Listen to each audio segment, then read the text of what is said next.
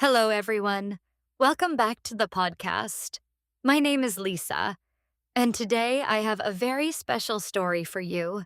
It is a story about my family, and it is a story about one of my favorite festivals in the whole year. Today, I want to talk about Loi Krathong. Yes, Loi Krathong. If you are from Thailand, you know this festival very well. It is one of the most beautiful festivals in the country. But if you are not from Thailand, don't worry. I will explain everything. What it is, what people do, why it is special. And of course, I will tell you about my family and our Loi Krathong tradition. This is a story close to my heart. Because Loi Krathong is not just a festival for me. It is a family memory. Every year, when Loi Krathong comes, I think about my family. I think about when I was a child. I think about my mother, my father, my grandmother, and my little brother, and I feel very warm inside. So let's start. I hope you enjoy this story. First, let me explain what Loi Krathong is. Loi Krathong is a Thai festival. It happens every year in November. The exact date changes every year because it follows the Thai lunar calendar. It is always on the full moon night of the 12th lunar month. So the date is a little different each year, but it is always in November, and it is always on a full moon night. The name Loi Krathong has two words. Loi means to float. Krathong is a small decorated vessel, like a small boat or a small cup, that you put on the water. So Loi Krathong means floating Krathong. On this night, people go to a river, a lake, or any body of water. They put their krathong on the water and let it float away. A krathong is usually made from a banana trunk or banana leaves. It is shaped like a small round boat. People decorate it with flowers, usually white and yellow flowers like jasmine and marigold. They also put incense sticks and a candle on the krathong. And sometimes they add a small coin as an offering. When you float your krathong, you make a wish. You think about the things you want to let go. Bad things, sad things, worries. You put them all into the krathong in your mind. And when you let the krathong float away on the water, you let those things go too. You say goodbye to the bad. And you wish for good things to come. It is a beautiful idea, I think. The idea that you can let go of bad things and wish for something better. And you do it with a small, beautiful floating light on the water, under a full moon, with the people you love around you. Now, let me tell you about my family. There are 5 people in my family. My father, my mother, my grandmother, my mother's mother, my little brother, and me. My brother's name is Nong. He is 4 years younger than me. When I was 10 years old, he was 6. And many of my best Loi Krathong memories are from around that time, when I was about 10 and Nong was 6. My family has a tradition for Loi Krathong. Every year we do the same things. We always do them together. And I love that. I love that every year when Loi Krathong comes, I know exactly what is going to happen. The same food, the same people, the same river, the same feeling. There is something very comforting about traditions. They make you feel safe and loved. So, let me take you through the whole day. From the morning to the night. Our Loi Krathong day. The day starts in the morning. Early in the morning. My grandmother always wakes up first. She is the earliest person in our house. When I was a child, I sometimes woke up and heard sounds from the kitchen already. Cutting sounds. The sound of a knife on a wooden board. And I knew, grandmother is already awake and cooking. On Loi Krathong morning, My grandmother makes a special breakfast for the family. She makes rice porridge. In Thai, we call it jak. It is soft, warm rice with ginger and green onion on top, sometimes with a soft egg in the middle.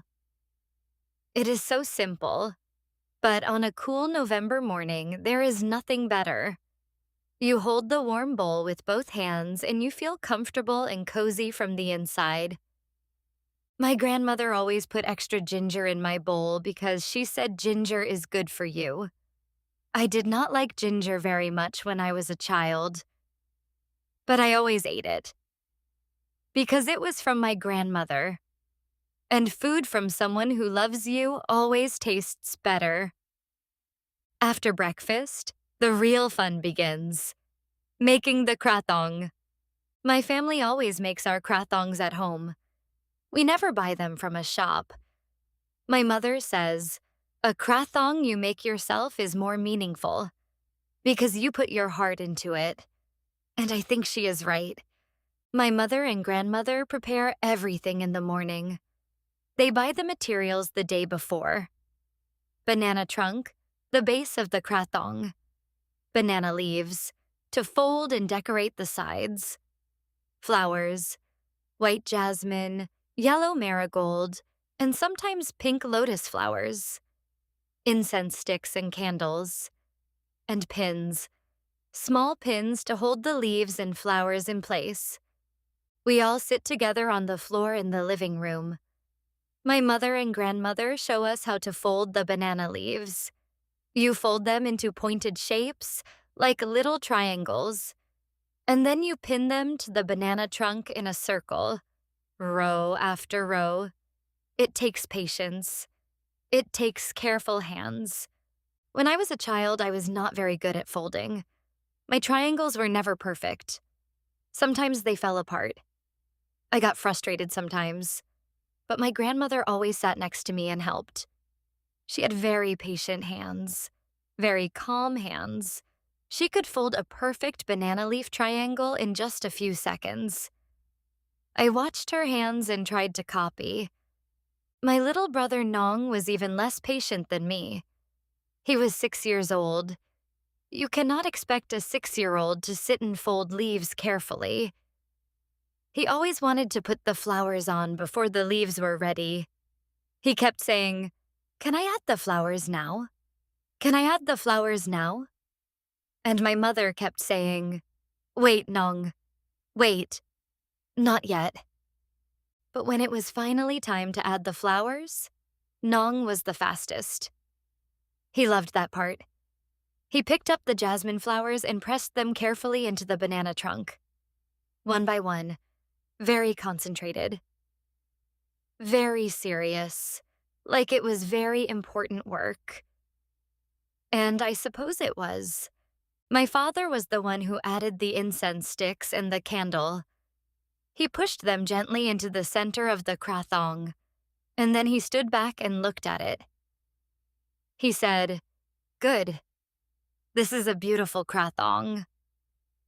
He said that every year. Every single year. And every year I believed him. In the afternoon, we get ready to go out. Everyone wears nice clothes for Loy Krathong. Not formal clothes, just clean and pretty. My mother usually wears a Thai-style blouse. Dark colors, dark green or dark blue. Very elegant. My grandmother wears a traditional Thai blouse too, always in soft colors like cream or light purple. When I was a child, my mother sometimes dressed me in a Thai-style dress too. It had a sash around the waist.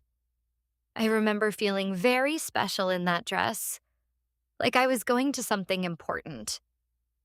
Because I was. My brother Nong always wore a white shirt. He hated wearing nice clothes.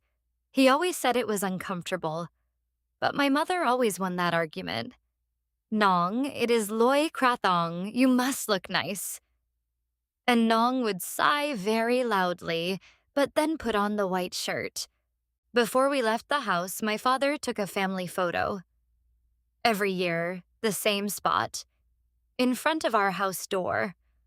all 5 of us standing together, my grandmother in the middle, my parents on each side, me and Nong in front, holding our krathongs. I have those photos in an album at home. I love looking at them. You can see us getting older year by year, but the photo is always the same. Same door, same people, same smiles, same krathongs. We always go to the same river for Loy Krathong. It is not a very big river, but it is our river. Our family always goes there. My mother went there as a child with her parents. Her mother, my grandmother, went there as a young woman. And now we go there together. 3 generations at the same river. I think that is beautiful. On the way to the river, the streets are already busy. People are walking in the same direction. Everyone carrying krathongs. Big ones, small ones, simple ones, very decorated ones. Some people buy krathongs from street vendors on the way. These krathongs are very beautiful, very neat and perfect. But our homemade ones are special too. The food stalls near the river. Oh, I must talk about the food stalls. When I was a child, the food stalls near the river were one of my favorite parts of Loy Krathong. They are everywhere, on both sides of the road. Bright lights, good smells, friendly vendors calling out to people.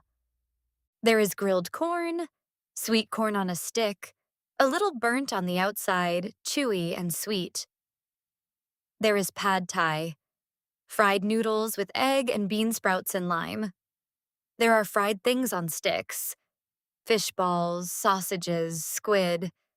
There is mango sticky rice. There are sweets and desserts in all colors. My father always bought us grilled corn, 1 corn each. We walked and ate the corn, warm and sweet in the cool November air. I still love grilled corn. Every time I eat it now, I think of Loy Krathong. When we arrived at the river, the scene was magical. Really magical. I want you to close your eyes for a moment and imagine this. It is night. The sky is dark blue, almost black. The full moon is very bright, big and round and white, reflecting on the dark water of the river. On the river, there are hundreds of krathongs already floating. Little lights, candles, moving slowly on the water. Some close, some far away.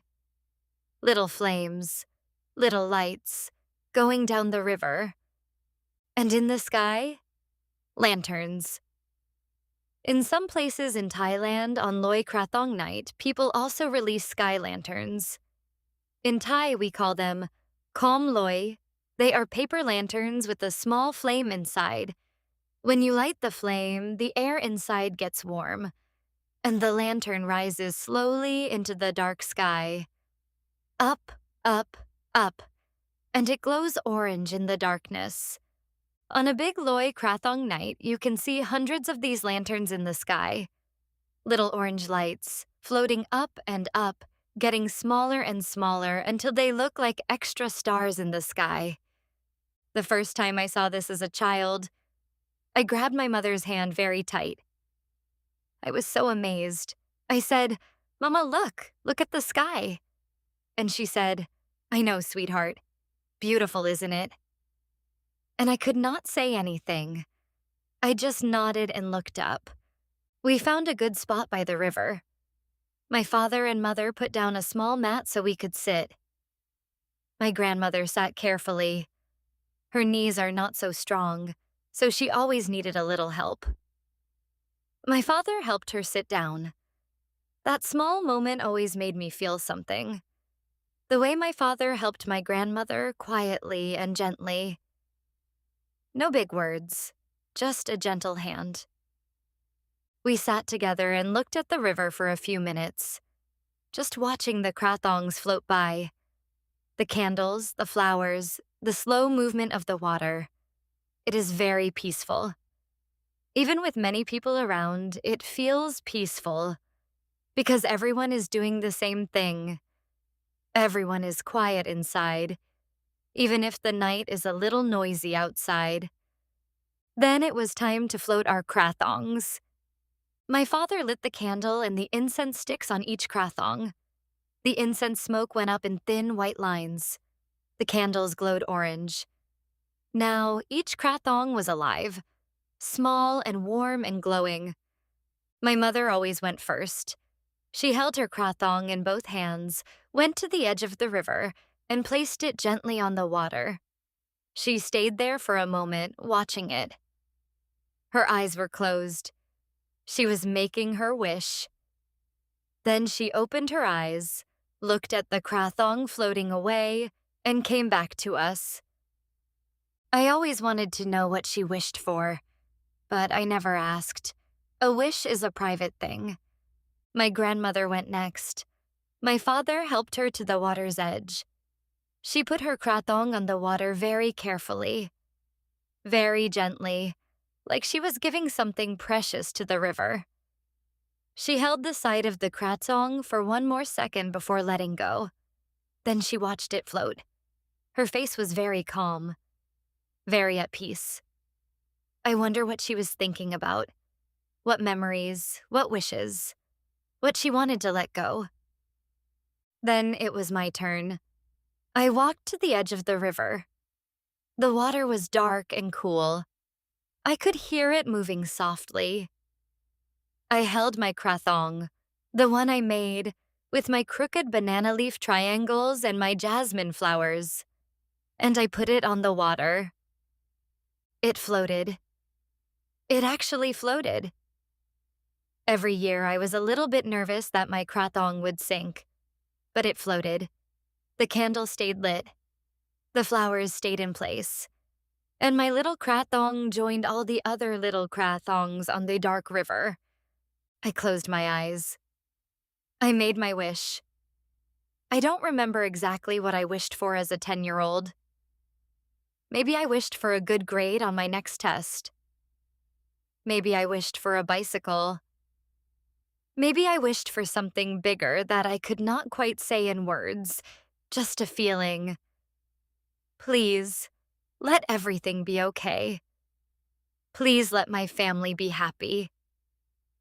I opened my eyes. My krathong was already moving, slowly floating downstream, getting smaller, joining the river of light. Last was Nong, my little brother, 6 years old in his white shirt, holding his krathong very tightly with both small hands. He walked to the water very carefully, very seriously. He put his krathong on the water, a little bit fast, a little bit splashy, and for one moment the candle almost went out. Everyone made a small sound. Oh, but the candle stayed lit. Good. Nong watched his krathong for a second. Then he closed his eyes. His little face was so focused, so serious. He was making his wish. I always wondered what a 6-year-old wishes for on Loi krathong. Maybe a toy. Maybe for his friend to be nice to him at school tomorrow. Maybe something only a child knows. He opened his eyes. He looked at his floating krathong, and then he looked up at me and smiled.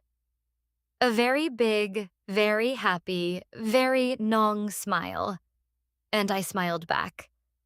After floating the krathongs, we stayed by the river for a while longer.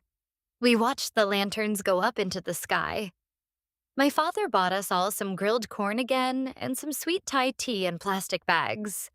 We sat on the mat, all 5 of us, eating and watching. My grandmother told us a story. She always told us a story on Loi krathong night, about when she was young, about how her mother took her to the river, about how things were different then. Simpler, she said. Quieter, but still the same river. Still the same moon. Still the same feeling. I listened to her stories and looked at the moon's reflection on the river. All those small lights floating on the dark water. Each one carrying a wish. A hope. Something someone wanted to say. I thought, There are so many people here tonight, so many families, so many children and grandmothers and fathers and mothers, and every one of them floated a small light tonight. Every one of them made a wish. How many wishes are floating on this river right now? It made me feel very small, but also very connected. Part of something big, something old, something that has been happening for hundreds of years, long before I was born, and will keep happening long after. On the way home, Nong was already sleeping. He was only 6. By 9 o'clock at night, he was done. My father carried him on his back. Nong's head rested on my father's shoulder, eyes closed, completely comfortable. I walked next to my mother. My grandmother walked slowly, but she was smiling. When we got home, my mother made warm drinks for everyone. Warm milk for me, warm tea for the adults. We sat in the living room for a little while, not talking much, just sitting together, comfortable and tired in a good way. Then slowly, everyone went to bed. My grandmother first, then my parents. I stayed up just a little longer, sitting alone in the quiet living room, thinking about the night. The river, the lights, the wishes, the lanterns going up into the sky. I felt grateful. I did not know that word then. Grateful. I was 10 years old, but I felt something that later in life I understood was gratitude. Just thank you. Thank you for this family. Thank you for this river. Thank you for this night. Now I am older. My brother Nong is an adult now. He is taller than me. My grandmother passed away a few years ago. When Loy Krathong comes now, it is a little different. Our family is still together, but not everyone is here anymore. But we still go. Every year, we still go to the river. We still make krathongs at home. My mother insists on that. We still stand at the same river's edge. We still light the candles. We still close our eyes and make a wish. And I still feel it. That same feeling from when I was 10 years old. That warm, peaceful, grateful feeling. Because the river is still there. The moon is still there. The flowers are still there. And my family, most of us, are still there. And that is enough. That is more than enough. So that is my Loy Krathong story. My family, my river, my memories. If you have never seen Loy Krathong before, I hope this story made you curious about it. It is one of the most beautiful things I know. A dark river, a full moon, and thousands of small lights floating away, each one carrying someone's wish. And if you celebrate Loy Krathong every year, I hope this story reminded you of your own memories, your own family, your own river. Traditions are wonderful things. They connect us to the people we love, they connect us to the past, and they give us something to look forward to every year. Thank you so much for listening today. I am very happy to share this story with you. Please come back next time for another story. Until then, take care. Hug your family, and don't forget to make a wish. Goodbye, everyone.